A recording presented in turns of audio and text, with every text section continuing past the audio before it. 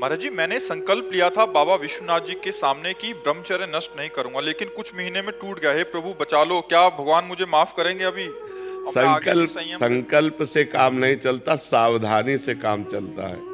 अगर आप हस्तमैथुन का अभ्यास दृढ़ किए हैं, आप मोबाइल में गंदी बातें देखते हैं, आप गंदा संग करते हैं, तो आप हनुमान जी, राम जी, शंकर जी, जिनको चाहो हाथ में ले लो। नहीं, गंदा आचरण छोड़ो। कसम संकल्प नहीं करना चाहिए, कसम नहीं खानी चाहिए। हम अभ्यासरत हैं, प्रयासरत हैं। हम ऐसा प्रयास करेंगे कि जीवन में ना हो। कसम नहीं खा रहे। अगर हम प्रयास में फेल हो गए, फिर हम प्रयास करेंगे, फिर प्रयास करेंगे।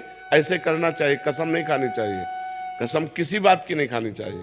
हम प्रयास करेंगे भरपूर प्राणपन से, टूटने नहीं देंगे, पर कसम नहीं खाते।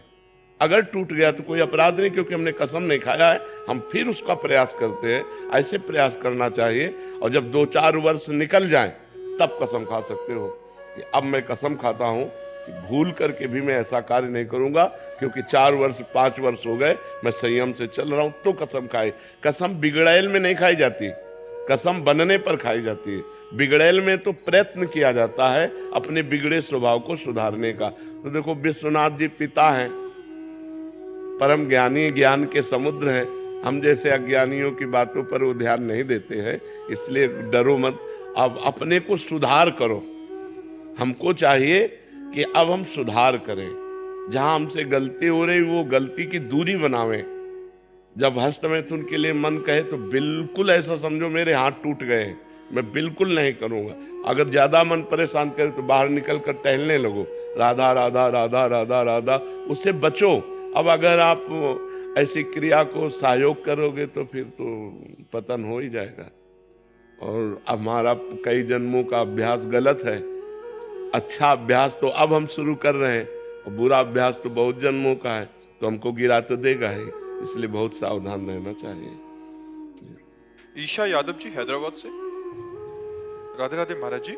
महाराज जी, जैसे हमारा अपने परिवारजनों से मोह होता है, क्या वैसे ही हमारा अपने गुरुदेव के प्रति मोह होता है या स्नेह होता है? महाराज जी, कैसे पता चलता? मोह नहीं होता, गुरुदेव से प्रेम होता है।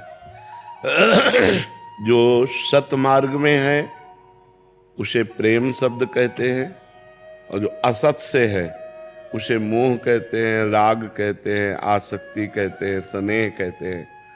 असत है पंचभूतों से रचित ये शरीर। जब हम गुरुदेव से प्रेम करते हैं तो गुरुदेव हमें भगवान का नाम सत, भगवान का रूप सत, भगवान की लीला सत, भगवान का धाम सत, ये सत का संग कराते हैं। इसलिए गुरुदेव सत स्वरूप है। गुरुर ब्रह्मा गुरुर विष्णु गुरुर्देव महेश्वरा, गुरु साक्षात परब्रह्म तस्मै श्री गुरुवे नमः। गुरु साक्षात परब्रह्म है। गुरुदेव कोई पंचभूत शरीर नहीं है। तो जब हम गुरुदेव से प्यार करते हैं तो वो हमारे शास्त्रीय पद्धति में वो प्रेम माना जाता है। ध्यान मूलम गुरु मूर्ति, पूजा मूलम गुरु पदम, मंत्र मूलम गुरु वाक्यम, मोक्ष मूलम गुरु कृपा। तो गुरुदेव भगवान है, ना कि मनुष्य। तो गुरुदेव से जो हमारा अनुराग है वो प्रेम है।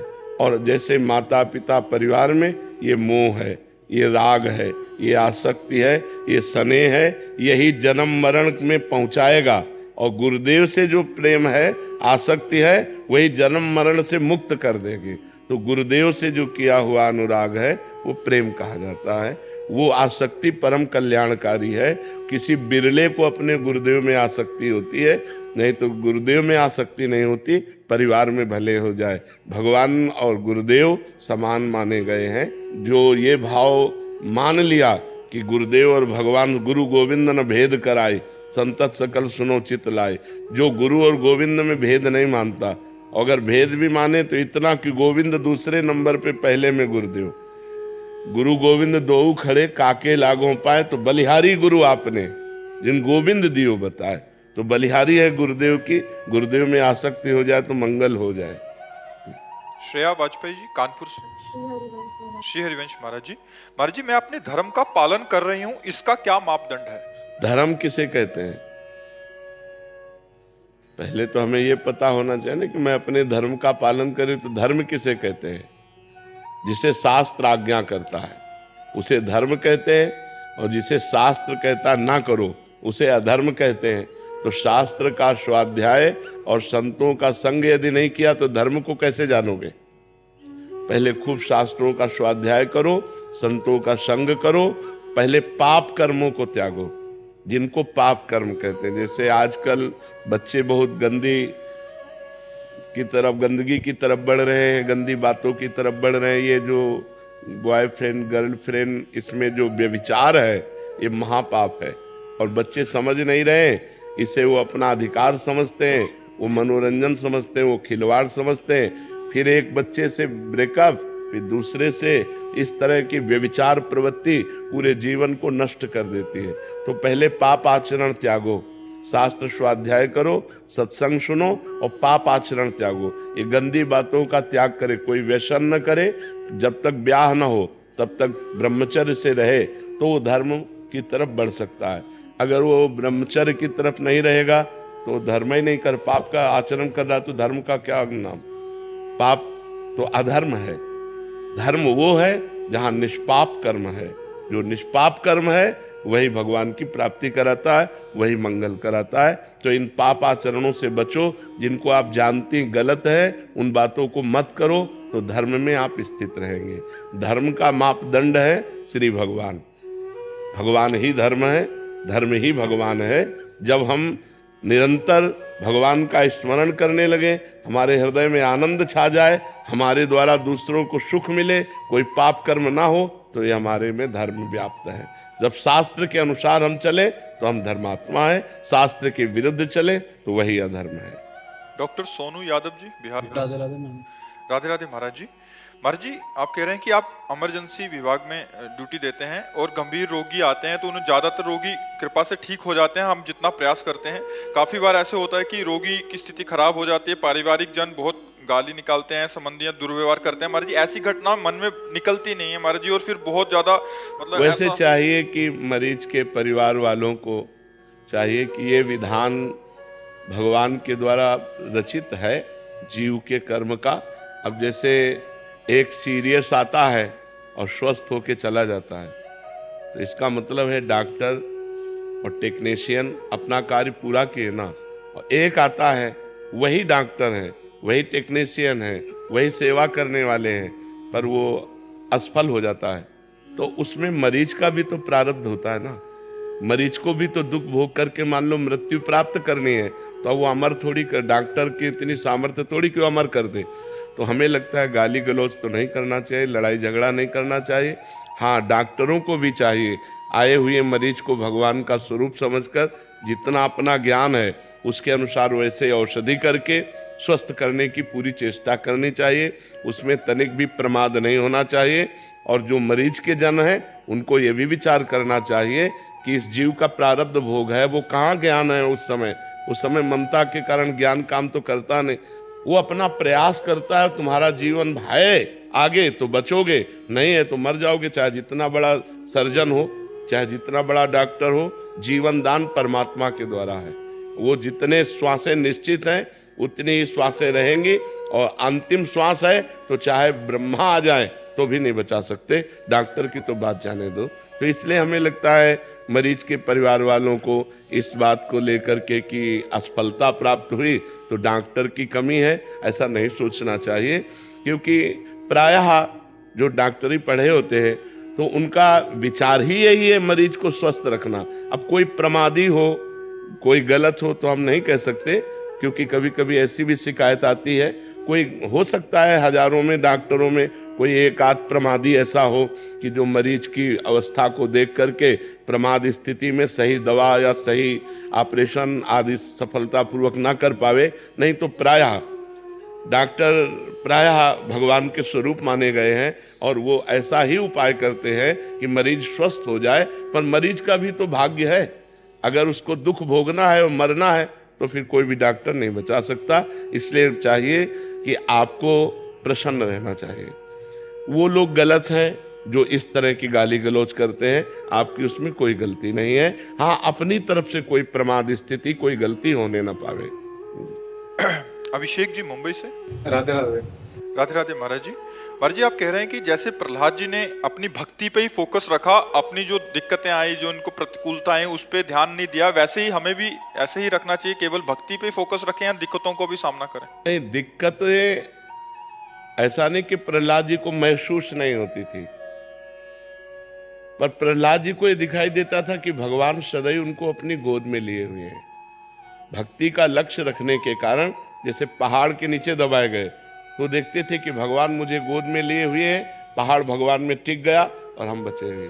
जैसे जल में डुबो दिया पत्थर बांध करके, तो उनको दिखाई देता था कि भगवान मुझे ऐसे किए हुए हैं जिससे भगवान की कृपा से मेरी श्वासों में जल नहीं आ रहा और मैं मृत्यु को प्राप्त नहीं हो रहा। आग में बैठाल दिए गए, विष पिलाया गया, क्या क्या नहीं किया गया, लेकिन हर समय भगवान को देखते थे। और भक्ति का लक्ष्य है कि भगवान को देखना। जब हम भगवान को विपत्ति में बीच में ले आएंगे तो भगवान आनंद समुद्र है। भगवान करतुम अकर्तुम अन्यथा करतुम सर्व समर्थ है। वो विपत्ति भी हमारे लिए आनंददायक हो जाएगी। दुख देने वाली वस्तु हमारे लिए सुख देने वाली बन जाएगी।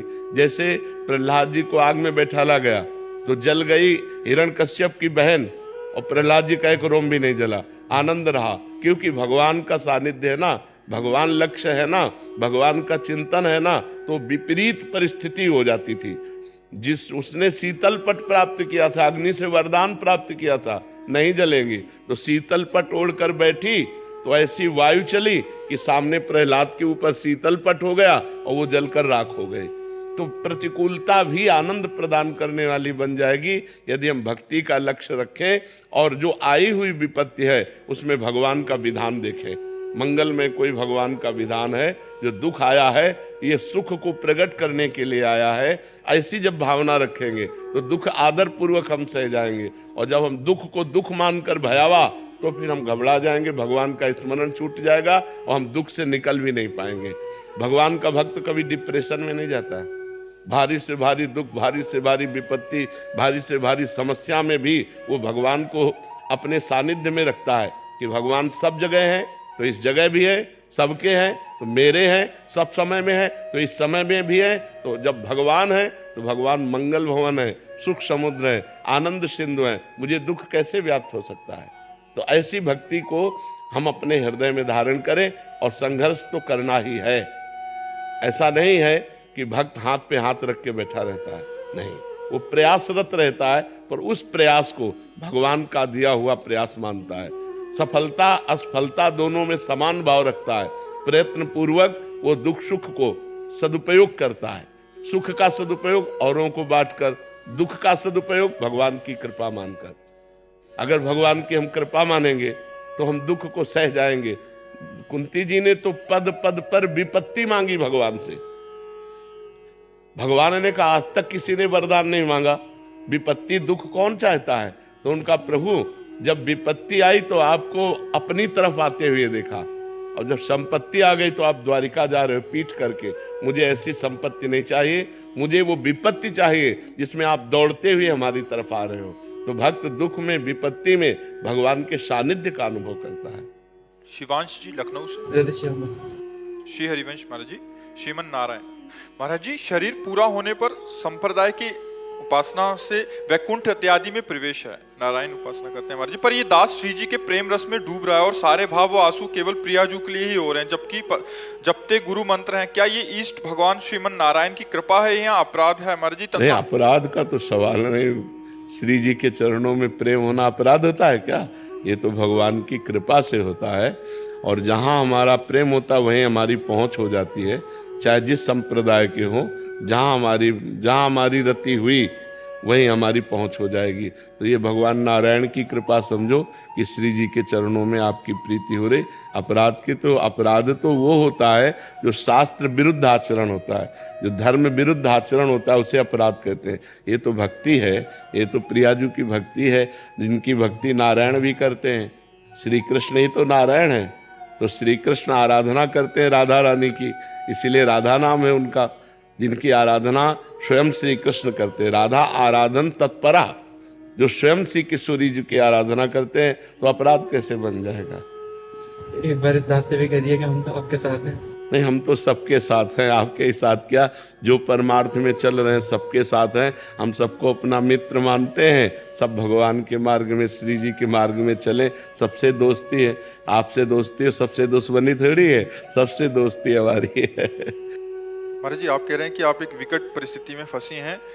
पहले तो इसमें ज्यादा वो नहीं था ज्ञानतावश, बट कह रहे हैं कि जब से आपको सुना है, एक किसी से प्रेम करते थे और जीवन साथी बनाने का दोनों का दृढ़ निश्चय हो गया, बट अभी उनको पहले पता था कि उनके जो जहाँ जाना है वो नॉन वेज खाते हैं, मतलब अभक्ष पदार्थ का सेवन करते हैं। बट अभी जब से सुना है तो इनको लगता है कि मतलब उसका परिणाम बड़ा महापाप है, तो अभी ऐसे उनको भी छोड़ नहीं सकते। अगर उनको छोड़ते हैं तो फिर कहते हैं कि शादी नहीं करेंगे तो फिर माता पिता दुखी होते हैं। तो अभी मैं इतना डिप्रेशन में हो गए कि दिन रात रोते रह रहे हैं कि क्या करूं, मुझे कुछ समझ नहीं आ रहा।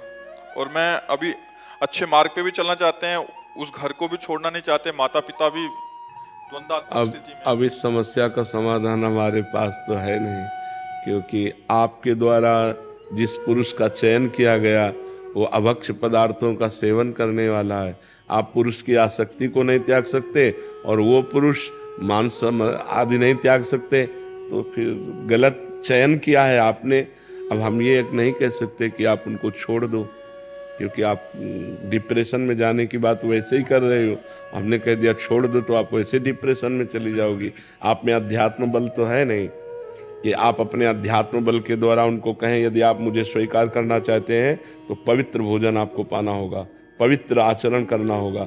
अगर आप ऐसे नहीं करेंगे तो हमारा आपसे कोई संबंध नहीं। इतनी क्षमता आप में है नहीं है ना। अंदर का उल्लास, शक्ति पूरी अध्यात्म से। गलत चयन किया है ना आपने, गलत चयन किया है आपने। आपको पहले पता था कि ये मांस खाते हैं, अब आपने चयन किया है। अब आप जाओगे तो आप खाओ या ना खाओ, आप तो भ्रष्ट हो ही जाएंगे। क्योंकि जिस पुरुष का हम संग कर रहे हैं वो मांस खाने वाला है और वो हमारा पति स्वरूप होगा, तो वो तो खान पान तो उनका गंदा ही है, तो आप भ्रष्ट तो हो ही जाएंगे। भगवान की प्राप्ति के लिए जो सतमार्ग चाहिए इसीलिए तो सहसा कोई कदम नहीं उठाया जाता। अपने बड़े बुजुर्गों से पहले कैसा नियम था, बड़े बुजुर्ग तय करते थे कि हमारा पति कौन होगा, और वो संयम नियम सब देख के, गांव से पूछ के, व्यवहार करके, सालों बातें चलती थी ब्याह की, तब वो ब्याह होता है। आज लड़कियां बॉयफ्रेंड कर लिए, बेविचार कर लिए, अब वो ब्लैकमेल कर रहा है, अब वो डिप्रेशन में पहुंच रही है। अब फिर ब्रेकअप करके दूसरा बॉयफ्रेंड कर लिया, फिर जब तीसरा पति होगा तब वो चैन से रह पाएंगे। वही गंदी आदत, वही भ्रष्ट आचरण उनको गिराएंगे। तो अब ये तो बहुत बढ़ रहा है। अब इसके विषय में हम क्या कह सकते हैं, हमारे पास इसके विषय में कोई निर्णय नहीं है। अगर निर्णय हम दें तो हम तब निर्णय दे सकते हैं जब हमारा कोई शिष्य हो, हमारी आज्ञा पे चलता हो। अपने पुत्र को या अपने बच्चे को डांटा जा सकता है, दूसरों को नहीं डांटा। आप दूसरे हैं, हम आपको अपनी नहीं कह सकते, क्योंकि हमारी वही होगी जो हमारे धर्म का पालन करे। प्रश्न ही नहीं आता आपके अंदर कि हमारे गुरुजी हैं, जब उन्होंने हमको मना किया है तो या तो आप मुझे स्वीकार करो तो आप वो छोड़ दो, नहीं हमारा आपका कोई संबंध नहीं। क्या विश्व में और लड़के हैं ही नहीं? क्या विश्व में और पुरुष है ही नहीं? वही एक पुरुष है आपके लिए। तो ये समस्या का समाधान आपने खुद समस्या बना रखी है, आपने खुद गलत संबंध स्वीकार कर रखा है। अब आपने स्वीकृति की तो उसको हम कैसे तोड़ सकते हैं? श्वेता जी मेरठ से। राधे राधे महाराज जी। महाराज जी, आत्म साक्षात्कार में और भगवत साक्षात्कार में क्या अंतर है महाराज? भगवत साक्षात्कार में भगवान के सगुण रूप का दर्शन होता है और आत्म साक्षात्कार में स्वयं का बोध होता है। आत्मा कोई और नहीं है, मैं ही हूँ। मैं इस शरीर को लेकर नहीं, जो स्थूल शरीर, सूक्ष्म शरीर, कारण शरीर, तीनों शरीरों का प्रकाशक है, वो है आत्म तत्व, और वो मैं हूँ। ये ब्रह्म ज्ञान के मार्ग के द्वारा इसका बोध होता है, आत्म साक्षात्कार होता है, अर्थात अपने आप से अपने आप का अनुभव होता है।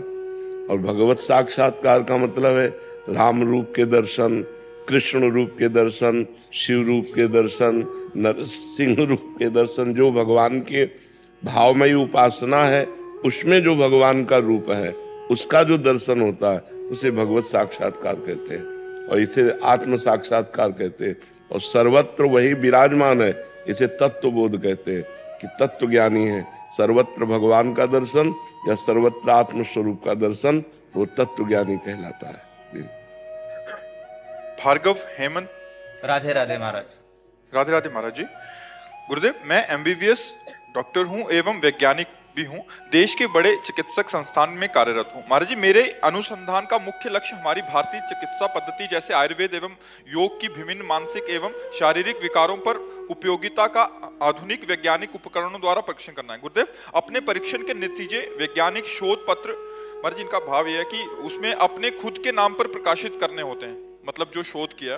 पहले मुझे अपना नाम देखकर बहुत हर्ष होता था, किंतु आपके बताए भजन मार्ग पर विगत 2 वर्षों से चलने का प्रयास कर रहा हूं। अब ये नाम और कीर्ति की अभिलाषा भजन में विघन सी प्रतीत होती है, किंतु यदि अपना नाम हटाकर बिना कोई दावेदारी दिखाए अनुष्ठान करता हूं, नाम से ही अपनापन हटा दो ना।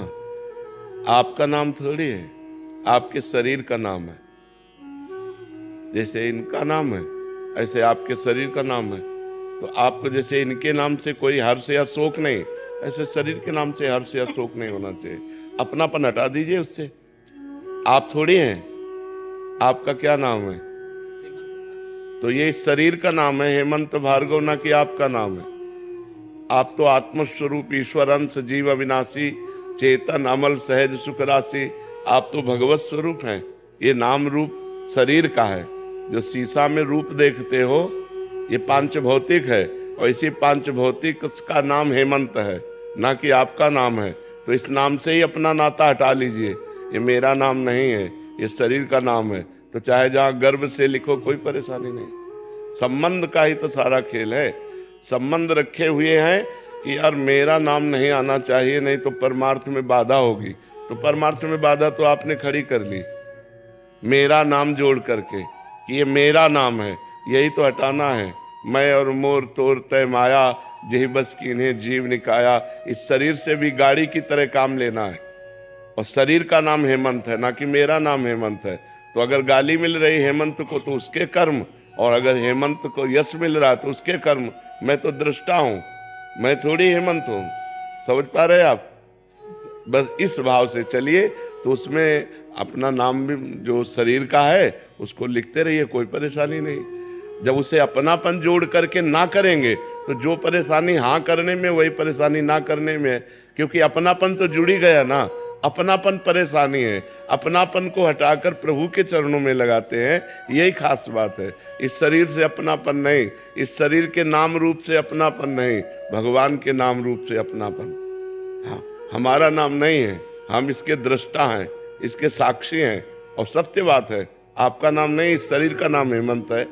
आप तो भगवान के स्वरूप हो, आप तो ब्रह्म स्वरूप हो, आप भगवत स्वरूप हो। ईश्वर अंश जीव अविनाशी, अविनाशी चेतन अमल सहज सुख राशि, ये अब आपका स्वरूप है। ये मरण धर्मा शरीर थोड़ी आपका स्वरूप है। इसी मरण धर्मा शरीर में अहम करके हमारी दुर्गति हो गई है। अब इस मरण धर्मा शरीर से अपना संबंध हटाकर, मरण धर्मा शरीर के संबंधियों से संबंध हटाकर, सबकी ममता ताग बटोरी और मम पद मन ही बांध बर डोरी, श्री भगवान के चरणों में समर्पित करते हैं। कोई बाधा नहीं है। जब हम अपनापन इसमें रखेंगे तो ही बाधा है। अपनापन इससे हटा दे तो कोई बाधा नहीं, सब राधा ही राधा है। दूसरे लोग प्रशंसा करें उस शोध की, इनकी, तो इनकी दूसरे लोग प्रशंसा करें तो आपको क्या लगेगा? इनकी हो रही है, आपकी थोड़ी हो रही। आप तो प्रशंसा के साक्षी हैं। प्रशंसा हो रही शरीर बुद्धि मन इंद्रियों के द्वारा जो भगवान ने कराया उसकी प्रशंसा हो रही। आपसे जो त्रुटि हुई उसकी निंदा हो रही। जो मन इंद्रियों बुद्धि के द्वारा त्रुटि हुई उसकी निंदा हो रही। आप उसके दृष्टा हैं, तभी तो वो द्वंद्वातीत होता है। जो साधक द्वंद्वातीत होता है, मान अपमान में, सुख दुख में, लाभ हानि में, जय पराजय में समान, तभी समान होता है जब वो अपने को ना देख करके इनको देखता है। और यही है ज्ञान, इसी बात का है। ये माया के गुणों के द्वारा संचलित है, इंद्रियां मन सब कुछ जितना कुछ है। अगर अच्छा बन गया तो इनकी प्रशंसा होती, बुरा हो गया तो इनकी निंदा होती। आप दोनों के दृष्टा हैं, अच्छा और बुरा के, करता नहीं है। जब आप ऐसा समझेंगे तो शुद्ध ज्ञान आपके अंदर रहेगा। तो उसकी प्रशंसा हो रही तो कोई, और निंदा हो रही तो कोई बात नहीं है। द्वंद्वातीत तो विमत्सरा, अपनापन का जो आपने अपनापन हट जाए तो उससे कोई परेशानी नहीं। अंजलि मिश्रा जी, अमरावती। राधे राधे दीदी। राधे राधे महाराज जी। महाराज जी आपके चरणों में सादर प्रणाम। महाराज जी मैं अपने जीवन में कुछ नया कार्य करने चलती हूँ तो मेरे आसपास के लोग मुझे मेरे बचपन के जैसे ही समझते हैं और मतलब उत्साहहीन कर देते हैं, जिसके कारण मेरे कार्य में उत्साह की कमी हो जाती है। मैं अपने कार्य में या केवल अपने लक्ष्य और भगवान को देखना चाहिए। किसी व्यक्ति के सपोर्ट या उसके हटने से हमें कोई फर्क नहीं पड़ना चाहिए। वही सच्चा कर्ता होगा, क्रियावान, जो केवल भगवान को देखे और अपने लक्ष्य को देखे। मुझे ये करना है, मेरे सहयोगी भगवान है, बस। 4 लोग प्रशंसा करते हैं, ये उनकी बुद्धि है। 4 लोग निंदा करते हैं, ये उनकी बुद्धि है। हम किसी की बुद्धि के सपोर्ट से नहीं चल रहे, हम अपनी बुद्धि के सपोर्ट से चल रहे हैं और हमारी बुद्धि को सपोर्ट भगवान का मिल रहा है। इस तरह अगर हम चलें तो हम बड़े उत्साह युक्त रहेंगे। नहीं तो उत्साह दिलाने वाले बहुत कम होते हैं, उत्साह गिराने वाले बहुत लोग होते हैं। जो उत्साह को गिराते हैं वो ठीक नहीं है। उनको भी चाहिए कि बच्चों को या नौजवानों को उत्साह युक्त करें अच्छे मार्ग में। हाँ, गलत मार्ग में हो तो निषेध करें, उनका उत्साह भंग करें। लेकिन यदि सही मार्ग में हो तो उनका उत्साह बढ़ाना चाहिए, उनको सपोर्ट देना चाहिए। पर यदि ऐसा ना मिले तो अपना लक्ष्य दृढ़ रखे और भगवान को अपना सपोर्ट करता माने, भगवान का आश्रय ले ले, तो फिर हमें कोई परेशानी नहीं पड़ेगी। विकास शर्मा जी जालंधर से। राधे राधे। राधे राधे महाराज जी। महाराज जी आत्मिक शांति और स्थायी आनंद की प्राप्ति का मार्ग क्या है महाराज जी?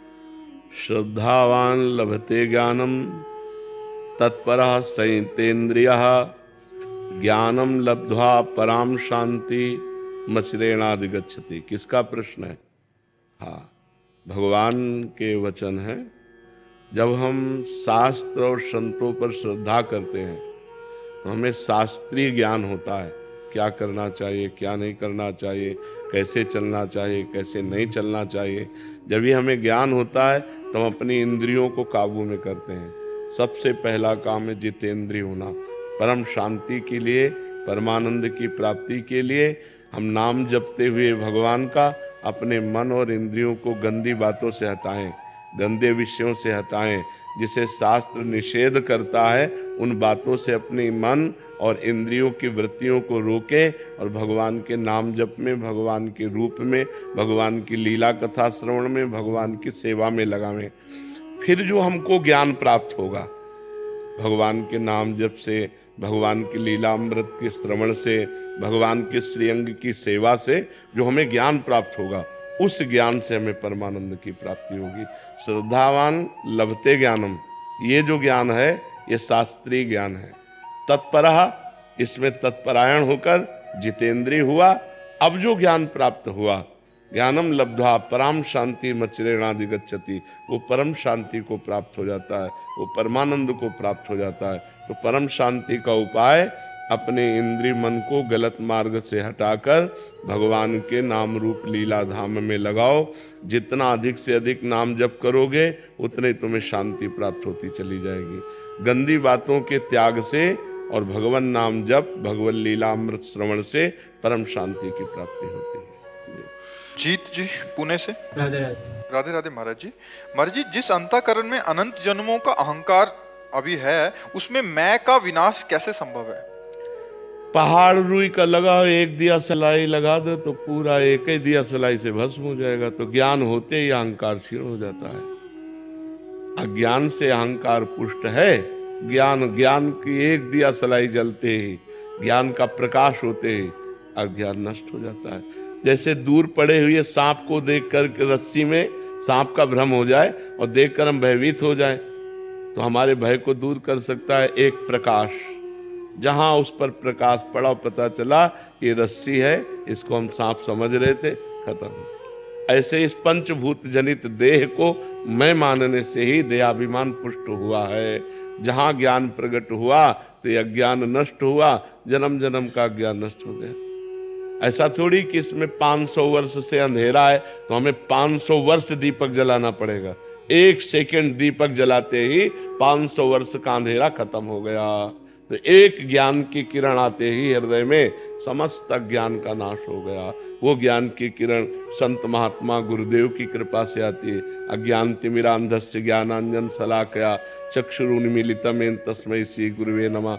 जो हमारे अज्ञान अंधकार का नाश करने के लिए ज्ञान रूपी चक्षु प्रकट कर दिए, ज्ञान चक्षु। उन ज्ञान चक्षुओं से जब देखा तो यह जो अहम है ये गलित हो जाता है। तो खूब नाम जप करो, सत्संग सुनो, शास्त्रों का स्वाध्याय करो, गंदी बातों से बचो, तो ज्ञान प्रकाशित हो जाएगा।